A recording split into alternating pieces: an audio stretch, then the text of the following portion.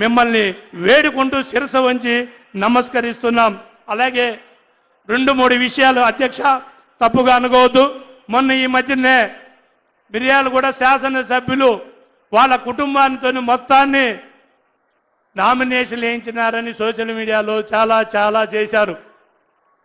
BRS party Nallabothu Bhaskar Rao గారు ఆయన యొక్క వెన్నుపోటు గురించి నేను చెప్పాల్సిన అవసరం మీకన్నా నాకు తక్కువ తెలుసు. కేవలం కొంతమంది భయభ్రాంతులు చేస్తున్నాడని ఇంటెలిజెన్స్ రిపోర్ట్ ద్వారా వచ్చితే వాళ్ళ దగ్గర మీకు మీ కౌన్సిలర్గా మీ కుటుంబ సభ్యుడిగా నా భార్య నా పిల్లలు మీకు తోడుగా ఉంటారనే ఉద్దేశంతో నామినేషన్ వేయడం జరిగింది తప్ప వేరే దురుద్దేశం లేదు, వేరే ఉద్దేశమే లేదు. కాంగ్రెస్ పార్టీ కార్యకర్తగా అండగా బిఎల్ఆర్ ఉండాలనే కోరికతోనే ఆ పని చేశాను తప్ప మాకు కాదు. నేను ఒక శాసనసభ్యుడిగా ఉన్నా, ఇది చాలు నా జన్మకి, ఇంతకన్నా నా జన్మకు అవసరం కూడా లేదు. అంతేగాని నా కుటుంబాన్ని రోడ్డు మీకు లాగి వాళ్ళ ఇష్టం వచ్చేట్టు చేశారు. అయినా భరణిస్తా మీకోసం, కాంగ్రెస్ పార్టీ నమ్ముకున్న కార్యకర్తల కోసం, రేవంత్ రెడ్డి గారి కోసం, మంత్రుల కోసం, ముఖ్యంగా జానారెడ్డి గారి కుటుంబం, రఘువీరన్న, జయవీరన్న, శంకరన్న ఆదేశాల వరకు నేను పనిచేస్తానని కూడా మీ అందరికీ మాటిస్తున్నా. అలాగే ఈ మధ్యనే సోషల్ మీడియాలో ఫోన్ పే బ్యాచ్ ఒకటి ఉంది ఇక్కడ మిర్యాలగూడలో. ఆ phone batch social media Miryalaguda వాళ్ళని ఎవరు పెట్టరు, నల్లగొండలోనే హైదరాబాద్లోనే పెడతారు. బిఎల్ఆర్ ఒక ఫేక్ చెక్ ఇచ్చాడు, ఒక ఫేక్ సీఎం గారిని మోసం చేశాడు అని ఈ మధ్యనే చేశారు.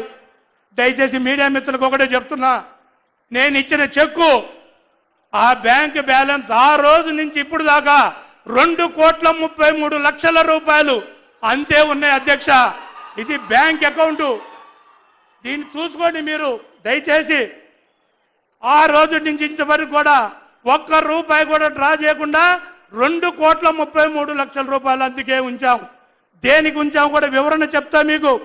ఆ రోజు చెక్ ఇచ్చినప్పుడు సీఎం గారు ఇది సీఎం రిలీఫ్ ఫండ్ కింద పోతుంది, మనకు యూరియా వస్తుందా రాదా లక్ష్మారెడ్డి అన్నప్పుడు, సార్ ఇదైతే ఎట్టి పరిస్థితుల్లో మా రైతులకి యూరియా ఇవ్వాల్సిందే కోరితే, లక్ష్మారెడ్డి మీరు డైరెక్ట్గా మీ ఫరం నుంచి వస్తే ఇది సెంట్రల్ గవర్నమెంట్ వచ్చేది, మనకు సబ్సిడీ రాదు, దీన్ని ఏదో రకంగా రైతు సంక్షేమానికి ఉపయోగించే విధంగా మిర్యాలగూడలోనే ఈ 2 కోట్లతో పాటు మిగతా డబ్బులు కూడా ప్రభుత్వం నుంచి రైతులకి ఏదైతే ఉపయోగపడుతుందో దాన్నే ఇస్తానన్నారు. దానికోసం వెయిట్ చేస్తున్నాం తప్ప ఈ బ్యాలెన్స్ చెక్కుని కానీ ఈ బ్యాలెన్స్ అమౌంట్ లో రూపాయిని కూడా 2,33,00,000 రూపాయలు చూసుకోండి మీడియా మిత్రులారా.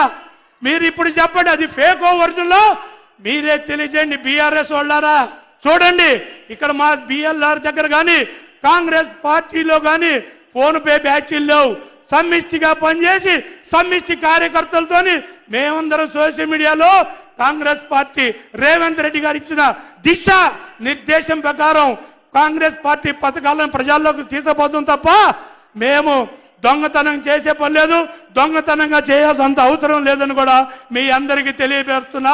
ఆనకలు పోయేటప్పుడు మీడియా మిత్రులందరికీ ఈ చెక్కు ఈ బ్యాంక్ అకౌంట్ అన్ని చూపిస్తానని కూడా మీ అందరికీ తెలియజేస్తున్నా దయచేసి. అలాగే ముఖ్యంగా మన ఇరిగేషన్ మినిస్టర్ గారు, నాకు పెద్దలు దిక్కు ఉత్తమ్ కుమార్ రెడ్డి గారు ఇక్కడ 2 ములకల్ కాలువ మేజర్, వజీరాబాద్ మేజర్ ఎప్పుడో గత 50 సంవత్సరాల కింద వేసిన కాలువలు, ఈ కాలువలు మొత్తం పూడిపోయి ఉన్నాయి. మాకు ప్రజలకి ఇక్కడ 1,60,000 ఎకరాల రైతు వరి పండించే వాళ్ళు ఉన్నారు కాబట్టి మేజర్ కాలువలకు వచ్చే రిపేర్లన్నీ రేపు ఎండాకాలంలో మాకు అన్ని ఈ పనులన్నీ శాంక్షన్ చేసి రేపు ఎండాకాలంలో మొదలుపెట్టే విధంగా మాకు నిధులు మంజూరు చేసి మా ప్రజలకి ఇక్కడే ఈ సభా ప్రాంగణంలోనే మీరందరూ మాటిస్తారని కూడా మనస్ఫూర్తిగా కోరుకుంటూ, అలాగే మన కింద మిర్యాలగూడ నియోజకవర్గం లిఫ్ట్లకు కానీ వేటికైనా సరే మన ఉత్తమ్ కుమార్ రెడ్డి గారి ద్వారా ఆ నిధులు కూడా ప్రకటించుకుందామని కూడా కోరుకుంటూ, నాకు ఒక చిన్న కోరిక, ఇక్కడ హౌసింగ్ బోర్డులో ఉన్న వెంకటేశ్వర స్వామి గుడి దాని చైర్మన్గా చల్లా నాగేందర్ గారిని ప్రజాపూర్వకంగా ఇక్కడి నుంచే ప్రకటించేస్తున్నాం. చల్లా నాగేందర్ వెంకటేశ్వర స్వామి గుడి చైర్మన్గా ప్రకటిస్తున్నా. అలాగే అధ్యక్ష మన లక్ష్మీ నరసింహస్వామి గుడి దాంట్లో మా ఆర్య వయసులకి ప్రథమ స్థానం ఇచ్చి కాపాడతారని ముఖ్యమంత్రి గారికి శిరస్సు ఉంచి నమస్కరిస్తున్నా. నేను థ్యాంక్ యూ, ధన్యవాదాలు. నాకు ఈ అవకాశం ఇచ్చిన ప్రతి ఒక్కరికి పేరున ధన్యవాదాలు తెలుపుతున్నా. Thank you sir.